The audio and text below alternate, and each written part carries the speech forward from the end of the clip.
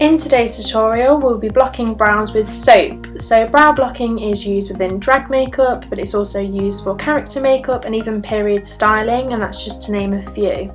So this is the setup that I'll be working from today. So starting from the right, I'm going to be using the Pear soap bar, which dries translucent.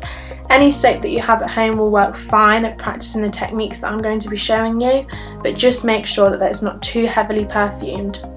I'm going to use a full coverage concealer, so as you can see I have an orange shade and I also have some Revolution Pro concealers with a bit more of a pinky undertone. This will be explained why later in the video. You will also need some spoolies, sponges, Q-tips and a water spray. Translucent powder will also be needed, but even if you have talcum powder at home, that will work fine.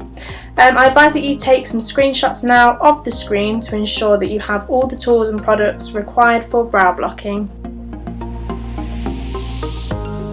So firstly, it's important that you sanitize your hands before applying makeup.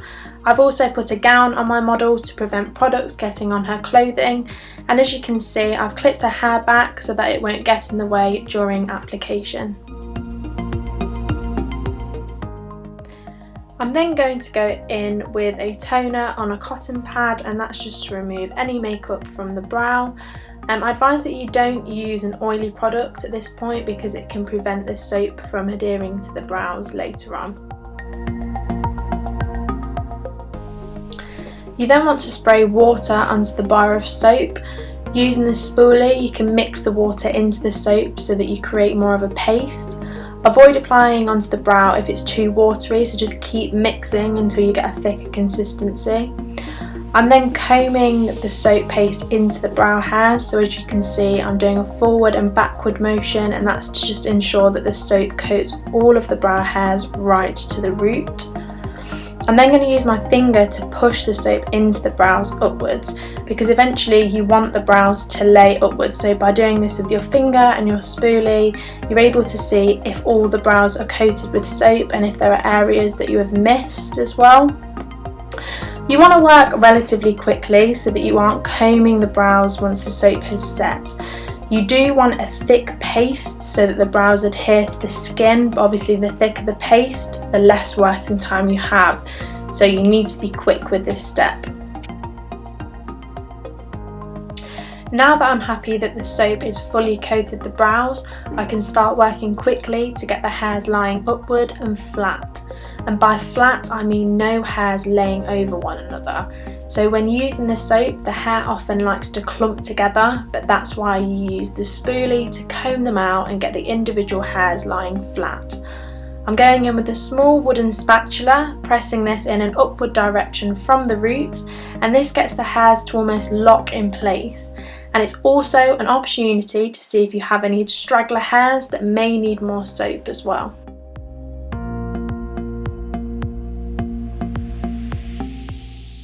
I'm just using my finger to check that this soap is completely dry, and then I'm going to take Krylon's translucent powder, and using a small dense brush I'm going to be pressing the powder into the brow. You must avoid the swiping motions as this may pick up the brow hairs. I had my model close her eyes to avoid the powder actually going into her eye, and you will have excess fallout onto the lashes and the face, but just remove that with a fluffy brush. Just to note, the small cushion on my pinky finger is actually a powder puff from Louise Young. It means that you can stabilise your hand on the model's face without disrupting any makeup, and it's also slightly more pleasant for the model than just having your hand on their face.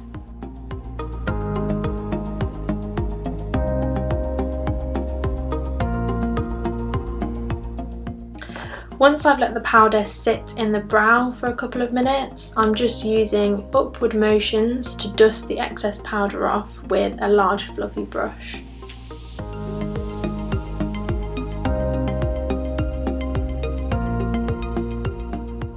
I'm then spraying water into a lid and soaking a Q-tip with the water. I'm then going to take that around the brow to remove the excess soap. Be careful not to go too close to the brow as it can loosen the hairs. You want to remove this before colour correcting, as it can create texture around the brows, which is such a quick giveaway that the brows have been covered.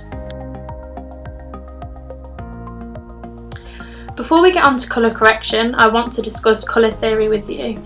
So eyebrow hairs naturally have a bit of a blue undertone to them. So to counteract this or neutralise it, we need to look at what the opposing colour is on the colour chart. So if we look at the opposing colour to blue, it is orange. So this means that they are complementary colours. However, you may feel that your model's hair is quite light, so you can actually use a peachy orange tone to counteract the blue tones in the brow. So every person is different, but you will always use variations of these colours to colour correct the brows. Going in with an orange full coverage concealer, this particular one is from the LA Girl Pro Conceal range and is very affordable. I'm taking a small flat brush and pressing the product into the brow. If I need to blend the product at all, I will always do this in an upward direction following the brow hairs.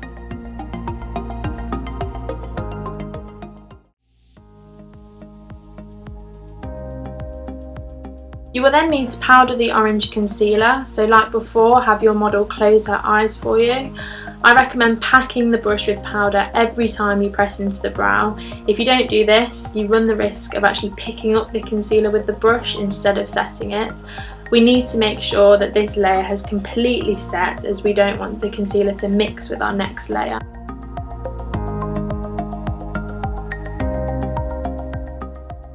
Like before, let the powder set into the brow for a couple of minutes before you do anything else. I then mixed a concealer with a pink undertone with a small amount of cooler toned concealer. This will help to match the model's skin tone and eradicate any bits of darkness peeping through. For yourself, if you want to check that your colouring matches the model, you can swipe a small amount onto their forehead and blend to see if it's correct or needs any adjustments. This can then be removed with cleanser before you carry on to the brow.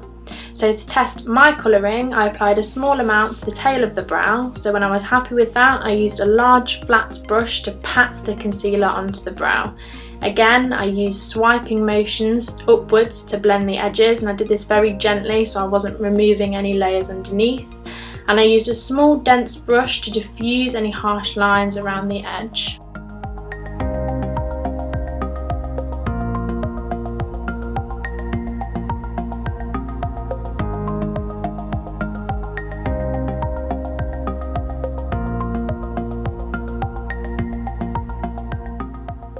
So once you remove the powder, your eyebrows should be covered. However, if you're working on someone with thicker and darker brows, you may need more layers of concealer and powder using the exact same method. Generally, you would cover brows first and then you would move on to base, eyes, and then put in the new eyebrow.